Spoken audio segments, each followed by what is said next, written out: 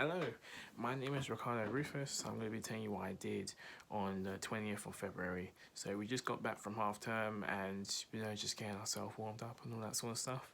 So our F&P teacher is Liz. Yes, we all have Liz. We all have Liz here. I can't speak. We all love Liz here. So she basically told us what our F&P is going to be about. It's called DNA by Dennis Kelly. Kelly, I think that's how you pronounce it. Kelly, yeah. So yeah, we're doing DNA. See, I've never heard of DNA, and neither has some people in my class. But I believe there's 3 people that have heard of DNA, and basically, Liz told us a little bit of context of the play, and then she said, "Okay, let's do some research about it. Like, find just little stuff about like who wrote it and who." Well, she really told us who wrote it, but like just background about him, the playwright, and just little info about the play, like the characters, what it's about, what theme is it, just all that sort of stuff. So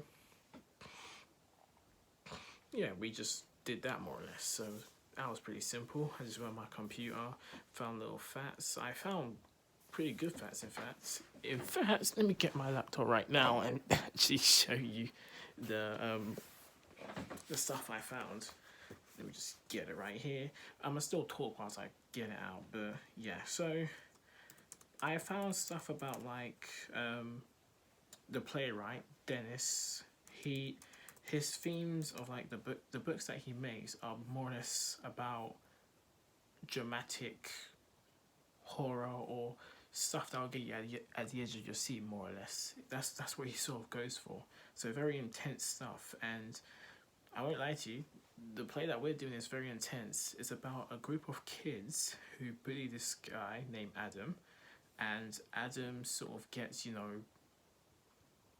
let's just say they push him and he falls down a well, and the bullies think he's dead, but he's not actually dead. He's just below the well, unconscious. So the kids panic. I mean, who wouldn't panic? You think he killed someone. So they start panicking. They end up framing a innocent postman, which doesn't. It does work, but I'm not gonna spoil it for you because I want to build a suspense. Oh, and my laptop has just died. Okay, you know what? We don't need it. I can remember it. So yeah, more or less they think he's dead, but he's not actually dead. So yeah, so we have the kid named Adam, the lead, the leader of the whole group is a guy named Phil. Now Phil is a little bit, he's a heartless sort of person. Like he just don't care. He only looks out for himself. He just, yeah, as I said, he only looks out for himself. There's a character named Leah. She adores Phil, but Phil doesn't adore her. Like she's always very, she's a chatterbox. I don't know like the best way to describe it. Like she really loves Phil, but Phil just don't give it back to her. There's other characters like I believe it's either Chazzy. There's another girl basically who she's basically like, I wish my laptop was not actually, you know, I'm gonna charge it.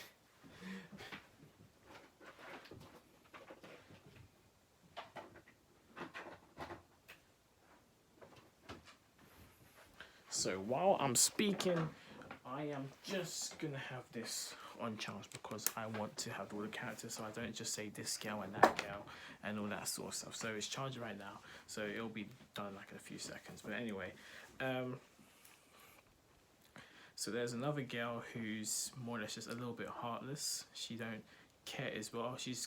There's basically some people on Phil's side and some people who just like they're too scared to even react. They just don't know what to do. They're just like, I know if I try run away, they're gonna try and kill me next. So we just did stuff like that. So yeah, we just did some research on that. I got the thing right now, so I'm gonna see if I can find a name instead of just say this girl and that guy and all that sort of stuff. Just give me a few seconds. It's just loading. It's loading. It's loading. It's gonna come in a second. And there it is. Alright, let's just scroll down now. Where is it? Kathy, that was it, Kathy. So Kathy is a little bit of like she's a cold, heartless person as well that shows no sign of guilt and lives with the group, and basically she takes control as well, but not as much as Phil. Brian, he's a sensitive and innocent guy. He's more or less peer pressure to do more or less anything. And John Tate, he's basically like he's there, but I don't know what I put about him. I basically put stuff like he's very stressful. He gets stressed more or less, and he just disappears half of the play, and that's what I more or less put. And there's a few characters I put down, like Danny. He wants to become a dentist, and Richard. He's like the responsible character, and just stuff like that, really. So we just all put that in, and then yeah, we just look back on it. I found some websites where I found some of these informations. I got like the links and all that, so I can like put on my bibliography and all that sort of stuff. So I've done that. After that lesson, we then came back. We showed Liz like what we found and what the whole play was about, and blah blah blah. Then she found us a film version of it because it's important to actually like, you know, watch the film, or not. If there's not a film, there's probably a book about it. If there's not a book about it, then you can create your own character more or less. Like not create your own character, but you know, have a. To be honest, there wouldn't be one. It was either either a book or a movie. Just one of those two. You'll probably find it. So yeah, we found one play version. The play version was okay. The first one was okay-ish. The volume was a little bit like you couldn't hear it, and the graphics weren't as clear. It was pretty hard to see who was talking, who wasn't talking. But my friend found another version. It was like it was in a different accent. It was okay. It was okay. I'm trying to be polite here because it wasn't as good as I thought it was. It was just a production. The play was fine. Like the whole storyline is good. It's just that production wasn't as good. There was a few problems such as I wrote some notes down about this. There we go. There were a few notes about like Phil. Like Phil didn't show any emotion, and he only yelled where he thought he had to yell. Like I get it, he's supposed to be this brood bad boy who's heartless and just don't care about anything, but I don't know. There was just times where like, oh yeah, and he eats a lot. We gotta remember that as well. Phil just sits around, eats his sandwich, and does nothing. But in the production that we watched, Phil was it just acted like he just looked like he was just, you know, enjoying his meal, and just that was it. There was no like emotion, there was no reaction to like what people were saying, but that goes with everyone really. Leah was the loudest though. From the whole production, Leah was the loudest person. I think that's part of her character though. Like she's supposed to be a talkative, loud sort of person that adores Phil, and she's just loud altogether really. But and she's supposed to be funny. There were times where some of the jokes she said were funny. There were other times where she forced it. And I mean like she fully forced it. It got to the point where like it wasn't real as well, like her acting. There were parts where like Phil was sitting down eating, and then she just kept walking around like backwards and forwards, which is sort of like would you really do that, or you just doing that cause you think that looks good? It didn't really make sense to me what she was doing, well, in that scene. And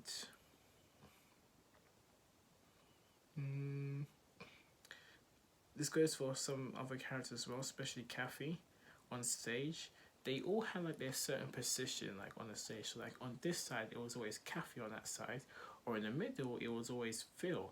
I get Phil because like he's like the leader, so I'll see why he's in the middle. Like, you wouldn't have the leader on that side or that side, he'll be in the middle. But the other characters, they were always at this side, that side, just doing nothing. And they weren't really aware of, like, I'll give you an example. Like, when someone's speaking, they'll be looking at the ground, or they'll be looking up in the sky, or sometimes they just forget they're on stage. They just be like, oh.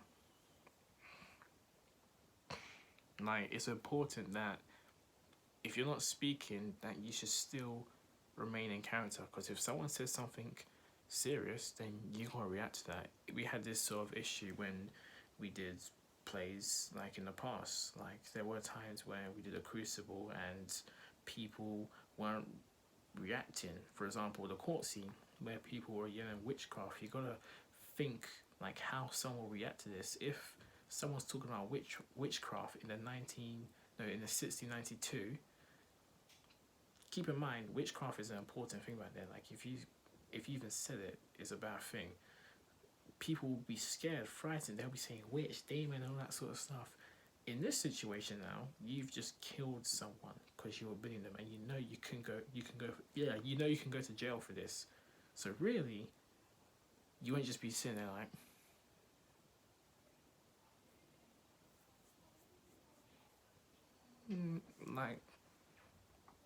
I'm not being funny. If I was this character and one of my friends just killed someone, then I'll be panicking. I don't even know what I'll be doing really. I'll think I'll be asking God for forgiveness, or just I'll be shaking, just something. But alas, we didn't get that. Going back to what I said, sorry I got a little bit off track. The postures they had, it was like they just stuck with it the whole time, especially Kathy. Like, she always had her arms folded, and she's supposed to be this cold, heartless person that's supposed to be a little bit sinister. She has that sinister side in her. There was a line that she had to say was about, like, if you told anyone about this, then you'll end up like Will. And then she said, and then someone said, what does that mean? And she said something about, like, dead. But the way she said it, it's supposed to be like a sinister way. She said it in a way which was like a petty, childish way, like, dead, you'll be dead. Like, doesn't hit me. I want to be hit, you know? I want to get that, ooh, she's not playing around. I can see her. She actually will kill her. I didn't get that feeling. Alas, anything else? There was a part which was really confusing where he put a bag on the guy's face. But I was like, is that what? Basically, it was kind of hard to keep track of who's who. When Phil put the bag on Brian's face, I was like, wait a second, that's what he does to Adam. So why is he doing that to Brian? It was just all over the place, really. If I was to be serious and rate this whole production, I'll possibly give it a 2 out of 5. I'm being generous here. Some people are like, you should put it lower, it should have been like 1 or something. But I was like, still, it was okay-ish. I'll say 2 out of 5, at least. One of the positive things about this play was, therefore I have it, line. They knew their lines, which is important. They were aware of the audience. No, they weren't aware of the audience. Like, there were times where they just carried on. Well, they didn't let the audience distract them. I think my favourite scene is the part where Leah is talking to Adam for the first time, where they found Adam, like, you know, just in the bushes, and they're like, are you okay? And Adam's telling his story. You can see, like, he's, like, not well in the head. Like, he's just been through some deep shit, more or less. Like, this guy's he fell down a well, concussion, big bonk on his head, and he's been living in the bushes eating bugs. The way he portrayed it to me looks believable. I actually felt some sympathy for this guy, and I'm pretty sure they did. Besides Leah with the too much overreacting and all that sort of stuff, she actually did a good job of showing sympathy to Adam. So that was that's another positive thing which I enjoyed, and one of my favourite scenes. And yeah, I think everyone else had their different thoughts about it, like saying that it was a very terrible play. Sometimes they changed accents, which I do agree. 1 minute they were speaking up English. Next minute they spoke. Was it Welsh? I think. What they just speak. They just kept changing more or less, and it got confusing. But yeah, that's more or less what I can say really. But other than that, it was a good lesson. I am excited to actually do this performance or do this project more or less with Liz. I still don't know which characters to go with. I think I need to do more character research on each of them and see which one fits my description. If not, do a challenge. I know my friend said to me that, you know what, you should pick the most arsehole character really, because they see me all the time choose a character who's very funny or serious, not serious, but like, you know, just basically they say I'm very good at doing comedy ones, so it's like it'll be a challenge and to see you play an arsehole character, which I'm like, you know what, give it a try. So if that's the case, Phil's an option, then yeah, why not? But I'll still do some research and yeah, that's it. So see you later.